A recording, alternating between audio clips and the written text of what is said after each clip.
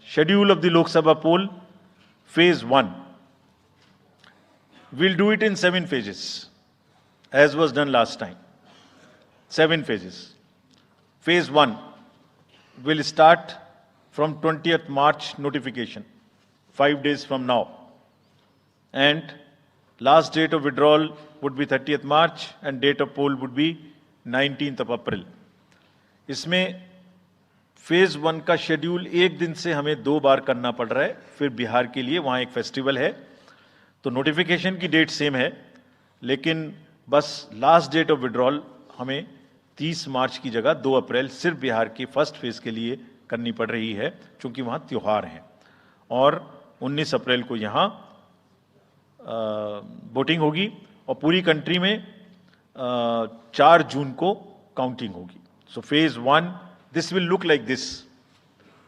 ये मैप भी हम आपको प्रोवाइड कर देंगे। अभी ये जो येलो पोर्शन है ये ऐसा दिखाई देगा। तो इसमें जो फेज 1 का जो मैप है, इसमें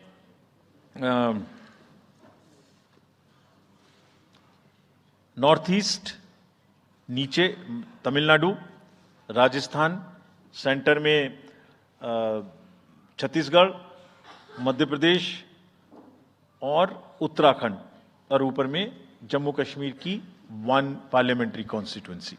ये येलो फर्स्ट फेज का आपके सामने में मैप है। सेकंड फेज और फर्स्ट फेज में 21 स्टेट्स जाएंगी पोल में। Second phase notification will start on 28th of March and date of poll will be 26th of April. Similarly here in case of J&K, because of the some holiday, the date of one day would be different, date of security of nomination would be different, but date of gazette notification or date of poll would be common. Phase 1 में 21 राज्य polling में जाएंगे और phase 2 में उसमें से और राज्य जुड़ जाएंगे। So this is the map which would be phase 2, जिसमें हम नॉर्थ ईस्ट में काफ़ी जगह चुनाव को कंप्लीट करते हुए, तमिलनाडु में कंप्लीट करते हुए, सेकंड फेज में राजस्थान को भी कंप्लीट करेंगे। Phase 3 would be from 12th of April and date of poll will be 7th of May. इसमें भी टोटल 12 स्टेट्स उस समय में जा रही होंगी और इस फेज में 3 नए राज्य में चुनाव शुरू होगा। इसका मैप कुछ इस तरह से दिखाई देगा। राजस्थान हम कवर कर चुके होंगे, तमिलनाडु कवर कर चुके होंगे, केरला कवर कर चुके होंगे, गुजरात इसमें कवर कर लेंगे, नॉर्थ ईस्ट पूरा कवर कर चुके होंगे और हम नए राज्यों को मिला के 3 इसमें नए राज्य भी जुड़ेंगे। फोर्थ फेज में 18 अप्रैल को गजट नोटिफिकेशन होगा और date of polling would be 13th of May. Date of counting in the entire country would be 4th of June for all by-elections, for the assembly elections, for the parliamentary elections. इसका map कुछ इस तरह का दिखाई देगा। इस समय तक हम इसमें Telangana, Andhra, Orissa would start, and by that time, other than that, entire South India would be complete, entire Western India would be complete, North East would be complete. और फिफ्थ फेज 26 अप्रैल से शुरू होगी और 20 मई तक चलेगी। 20 मई तक डेट ऑफ पोल होगी, बीच में नॉमिनेशन, स्क्रूटनी और विड्रॉल की डेट्स रहेंगी। Counting of course is 4th of June. It will look like this, which is in front of you, and phase 5 में 49 constituencies will be going to the poll. Phase 6 में 57 constituencies will go to the poll, starting from the gazette notification on 29th of April and finishing on 25th of May 2024. इसका map कुछ इस तरह का दिखाई देगा कि मोस्टली यूपी, बिहार, बंगाल, उड़ीसा और साथ में कुछ नॉर्थ का पोर्शन चालू रहेगा। Last phase, 7th phase, notification will be on 7th of May and polling on 1st of June.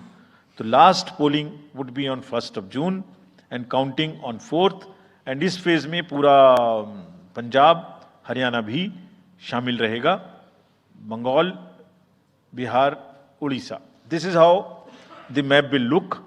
Yellow denotes the first phase, and accordingly the legends are given. We will share this map also with you, ताकि आप इसे अपने साथ रख सकें, इसके हिसाब से देख सकें. ये भी कोशिश की है हमने, और अगर पूरी फेज वाइज हम पिक्चर दें, ये भी एक अच्छी स्नैपशॉट है, जिसमें फेज 1 में 102 कॉन्स्टिट्यूएंसीज, फेज 2 में 89, फेज 3 में 94, फेज 4 में 96, 49, 57, 57. So we'll start with the 102, the largest, slowly come down and finish northeast, move up from the south and finish the western area. तो इसमें वेदर और हर चीज़ का ध्यान रखते हुए काफ़ी सोचने के बाद ये शेड्यूल बनाया गया है. विद दिस, जो सिंगल पोल डेट है वो 22 स्टेट में होगी. 2 राज्य 4 बार में जाएंगे, कर्नाटका, राजस्थान, त्रिपुरा, मणिपुर. 3 फेज में 2 जाएंगे, छत्तीसगढ़ एंड असम. 4 फेज में 3 जाएंगे, उड़ीसा, मध्य प्रदेश, झारखंड. 5 फेज में 2 जाएंगे, महाराष्ट्र एंड जम्मू कश्मीर. जम्मू कश्मीर की हर पार्लियामेंट्री कॉन्स्टिट्यूएंसी के लिए 1 फेज होगी. और 7 फेज में 3 जाएंगे, Uttar Pradesh, Bihar and West Bengal. With this friends, I end my address and thank you very much. Thank you, sir, for those detailed remarks. Please hold on. So, you raise your hands, हाथ खड़ा कर दीजिए. Micers आपके पास आएंगे. तो we will start with you in the first row.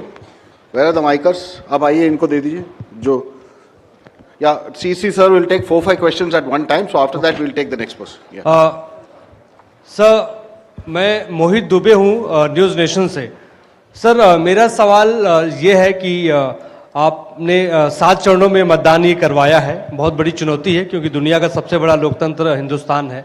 Opposition पार्टियां जो हैं ये आरोप लगा रही हैं कि 7 चरणों में क्या ज़रूरत है, और इसकी वजह से सत्ताधारी दल को फायदा होता है. और छोटा सा सवाल सर एक और है कि ईवीएम को लेके लगातार अपोजिशन धरना दे रहा है, सवाल उठा रहा है. आप हमेशा ये कहते रहे कि निष्पक्षता के साथ आप मतदान करवाते रहते हैं ईवीएम के माध्यम से, तो उनके सवाल के बारे में आप क्या जवाब देंगे? आप ये जो लाइट जैकेट पहने हैं सेंटर में, इनको दे दीजिए. जो हाँ, ये just hold on sir. Centre में इनको दे दीजिए. जो हाँ, ये जस्ट होल्ड ऑन सर.